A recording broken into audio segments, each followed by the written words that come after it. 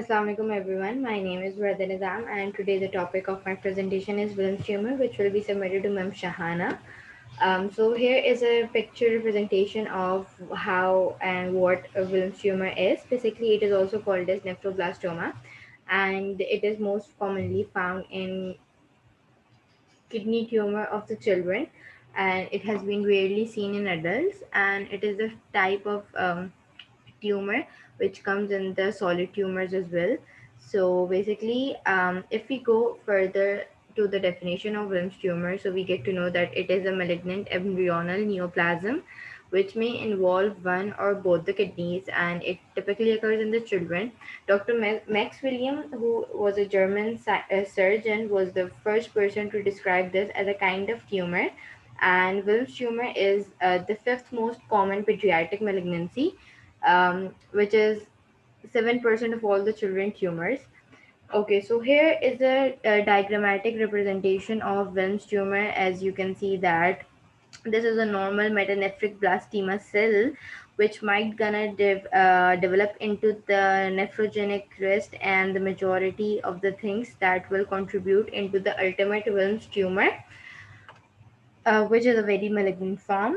Here is a pathogenic condition of the Wilms tumor, which will be affected by our kidney. As you can see that this is a normal development, and this is a normal kidney, which due to the inactivation of WT1 gene or WT2, or any other gene will develop into the malignant progression, anaplasia, which is called as Wilms tumor.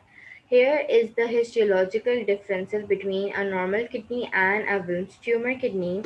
So, if we talk about the incidence, the tumor is basically unilateral, but in 5% cases, it may be bilateral.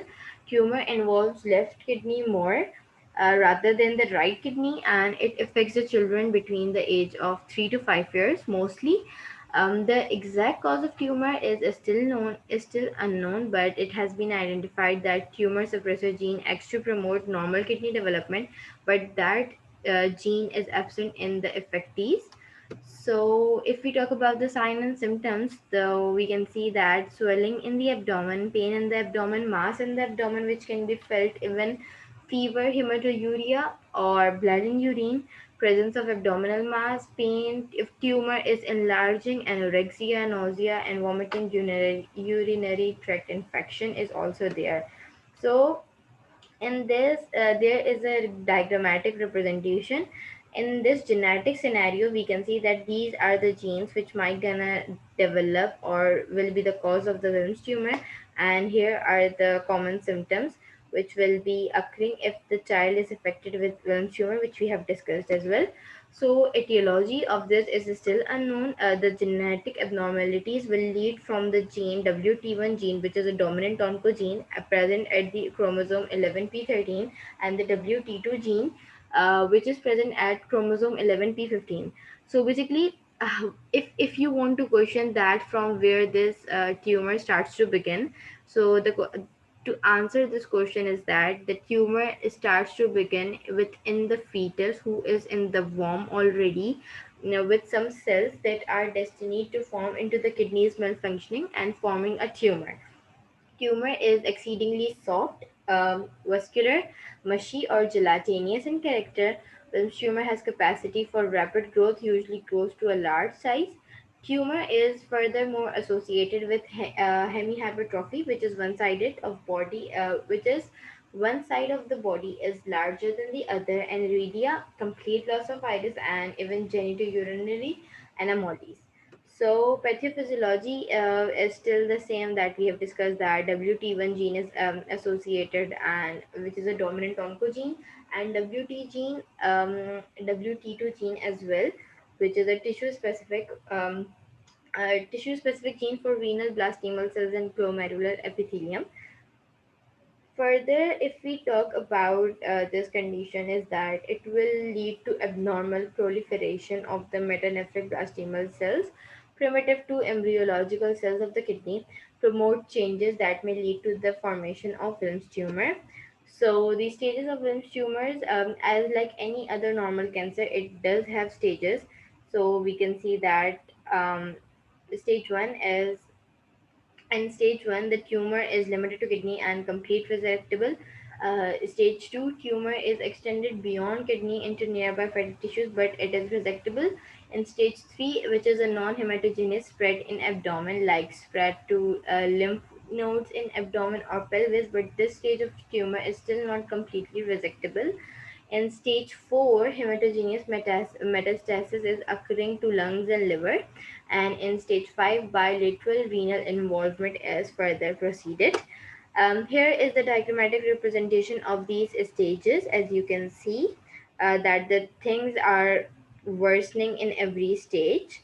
The diagnostic evaluation of this tumor involves the history of the child who have positive family history regarding the Wilms tumor.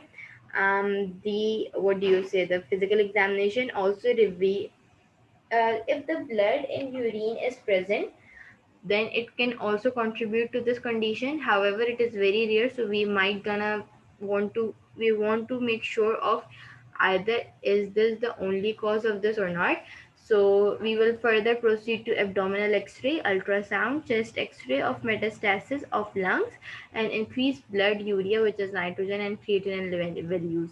Okay, so the management of the Wilms tumor include radiation therapy, chemotherapy, or maybe surgical management treatment.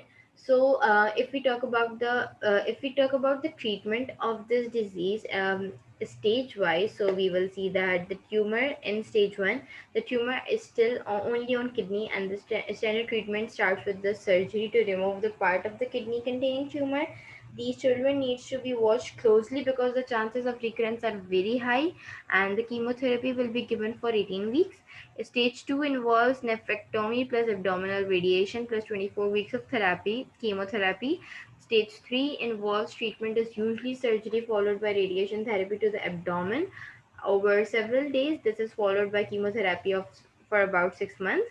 Stage 4 include these tumors are already spread to distant parts of the body at the time of the diagnosis. So standard treatment is surgery followed by radiation therapy and chemotherapy.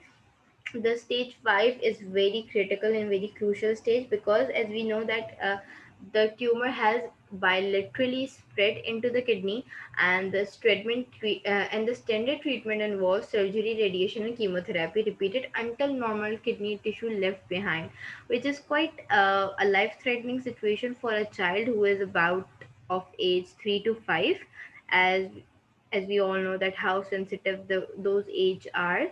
So in case if not enough kidney tissue is left out after surgery, that child may need to place on dialysis because of the improper kidney, and obviously leading to the improper functioning of the kidney.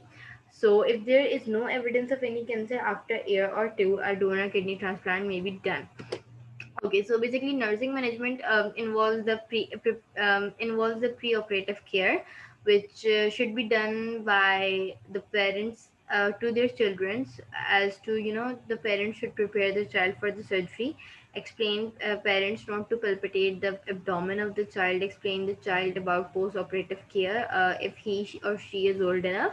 Caution should be taken while turning and handling of the child because the baby is still very small. Okay, so post-operative care involves monitor vital signs and the monitoring of renal function by monitoring weight, input, and KFT values. Observe for the signs of functioning. Use aseptic techniques while doing dressing, and explain parents about follow-up and continuing treatment at the time of discharge. Recurrent research on this Wilms tumor, as we know that it is very rare form, but still it do exist, and particularly in children. So the following evidences may still be under investigation and clinical trials, and may not be approved for or available at this time. But always discuss all the diagnostic and treatment options with your child's doctor. New therapy combinations, as researchers are looking at whether patients with a favorable histology of Wilms tumor who have metastasis in lungs need radiation to the lungs if the lung tumor go away after 6-week chemotherapy. Okay, so the case study which has been associated with the Wilms tumor is that a 4-year-old boy which lives with his family um, in Haiphong, Vietnam. is having the symptoms of the right side of the pain in the right side of the abdomen, which is very small in the beginning, then become then quickly becoming larger and asymmetrical. Before that, hematuria with clots occurred intermittently, and the child cried at each time of urination. That is the reason the parents brought him to the Haiphong Children's Hospital. So the physical examination of the child has been done, and we got to know that child's skin looks very normal, well nourished and epithelial. The blood pressure was in quite normal range, and the child's weight was even normal according to his height, which was 110 centimeter. Even the heart and lung sounds were very normal. Gastrointestinal tract was normal. Even the child was fed well, but and also no changes were found in bowel habits, but the genitourinary tract was abnormal and the child had hematuria. So, upon the medical history, we got to know that the child was very was having the first medical experience in that hospital. So Wilms tumor was diagnosed after the X-ray, after doing all the procedures of the diagnosis, as we know that there was no history of the medical record of this child. So after computed tomography, which is also called as CT scan, the child was immediately given chemotherapy to shrink the tumor before surgery, as we have previously discussed that this is a very fast growing tumor, especially in child. So child life was at very risk. The clinical examination of this has been involved that the abdomen was very soft and not tender. This means that the tumor was very fresh and it's still going rapidly, very rapidly. At the right side of the abdominal wall, a mass was freely movable, was a mass with very free moving and smooth edges. The mass did not extend over the midline. It is easily palpated above and below the mass. The problems were found where a mass at the right side of the abdomen, and that the children suffered as well from the hypertension.